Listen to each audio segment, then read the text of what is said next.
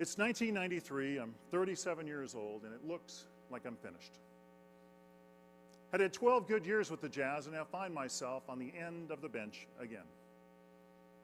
I can't run, I can barely jump, I can't compete. It's all come to a grinding halt. I had a severe injury earlier in the year, and it's getting worse. I'm seeing my career end. Night after night, running up and down the court, weighing 300 pounds, had taken its toll. After 12 years, my body couldn't take the pounding anymore. I was in constant pain. I had knee surgeries, ankle sprains, sciatica, a punctured eardrum, lost feeling in my hip and leg. I tried chiropractors, physical therapists, neurosurgeons, cortisone injections, acupuncturists. I spent my days in waiting rooms because that's what it's really like when you play in the NBA for 10 plus years. It's not glamorous. I wanted more than anything to be back out there with my team, but it wasn't to be. I didn't know what the future would hold. And in 1994, I called a press conference, said goodbye, and left the Jazz. From that point on, I spent all my time just trying to get healthy. A couple years goes by. One day the phone rings. It's the vice president of the Jazz. It's good to hear his voice. He tells me I'm going to receive one of the greatest honors an athlete can get in professional sports. That from now on, March 1st is going to be officially declared Mark Eaton Day in Utah. And that my jersey number 53 is going to be retired during a ceremony at halftime of a game that evening. March 1st, 1996, I'm standing at half court of the Delta Center in downtown Salt Lake City. My first coach, Tom, on this side. My NBA coach, Frank, on the other. My friends, my family, my teammates. 20,000 cheering fans are giving me a standing ovation. The governor picks up the microphone and explains to the crowd that the Jazz were almost sold to a group of investors from Minnesota in the 80s. And the reason the owner of the team didn't sell was because he believed in me. And the reason we didn't become the Minneapolis Jazz was because he believed in our team.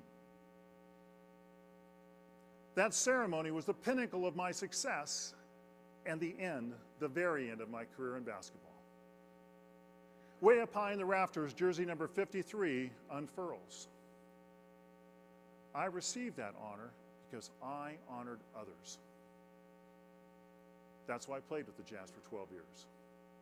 That's why I was never traded. I helped others win. To achieve lasting success, you need to help every person you work with be a success. My jersey was retired, but I wasn't. It was the beginning of other things. At 38, I was forced to reinvent myself.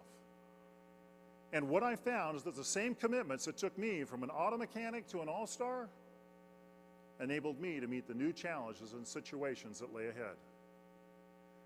You know, all of us face setbacks and downturns, and we need something we can rely on. Simple truths. You have them now. Know your job. Do what you've been asked to do. Make people look good and protect others. This is a strategy that will enable you to master whatever game you're in. See, the people that we remember, the ones that went down in history, are the ones that gave their all to assist others.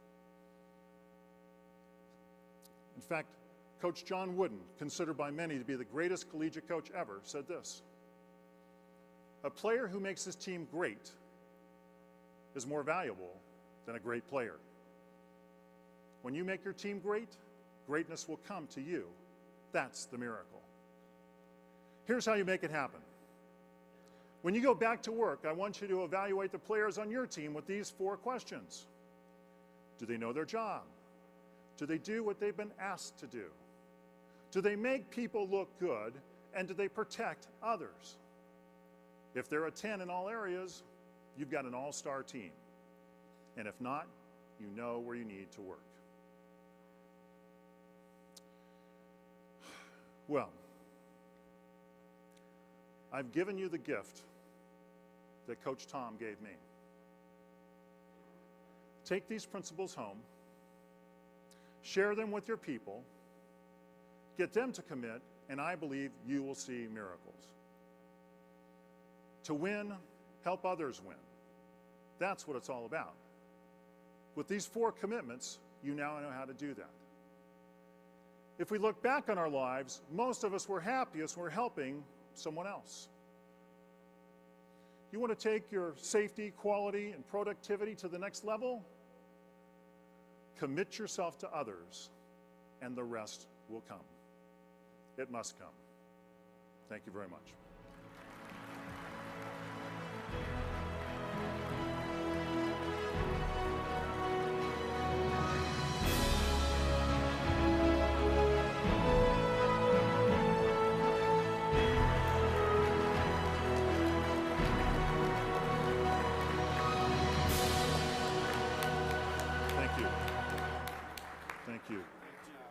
Thank you, Kevin.